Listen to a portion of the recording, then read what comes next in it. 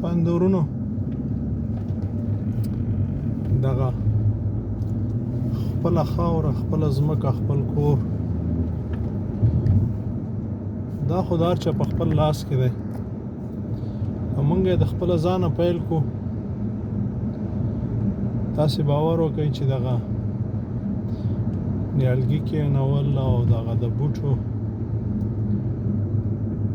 شوق چې څوک کوي صحت ډیر ښه وي دا ما په خپل زه تل تاسو ته زیاتره هغه خبرې کوم چې ما د هغې نه تجربه حاصله کړې وي نو د دې به ډېرې زیاتې ګټې وي هغه دارو چې تاسو یې خورئ ستاسو صحت لپاره زار دي هغه چې هر رقم ډاکټر تاسو ته لیکي خصوصا زمونږ په خاوره بوجۍ دارو یو چاته لیکي او هر چاته چې ډېر ولیکي هغه فکر کوي چې دا ډېر ښه ډاکټر دی هغه د ټول نه بد ډاکټر دی نو زما د خبرې مقصد دا دی چې هغه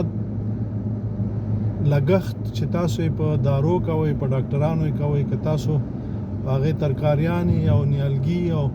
د غذای مو پاک وساتئ صحت په مو په سلو کې 50% د دې سره ښه وي خوشحاله به وئ او ډېرې زیاتې ګټې لري په هر ځای کې چې وګورئ چې شینکۍ وي علاقې آبادې وي خدای پاک په هغوی باندې بارانونه کوي نو راځئ چې لاس په کار شو د دې ته په تمه مه کښېنئ چې دا ټول راوخیار شي او دا کار وکړه نو موږ به یې وکړو یو کس نه څه کېږي یو کس یې شروع کوي پیل یو کس کوي او بیا ډېر ملاتړي د هغې پیدا کېږي او دا کار کې راځئ چې خپل کورونه خپل وربوی خپل د کور مخې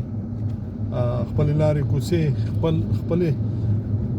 ځمکې او خپله خاوره داسې آباده کړو خوند ترې واخلو په ژوند کې خوند ترې واخلو او په راتلونکي به زموږ بچیان د هغې نه خوند اخلي آباده به وي میوې به وي ترکاریانې به وي عزیزانو ښاد و آباد اوسئ خدای مو تل ژوندي لره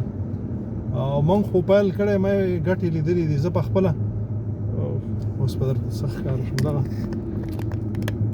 کامره نه پوهېږم څنګه راوړي خو نه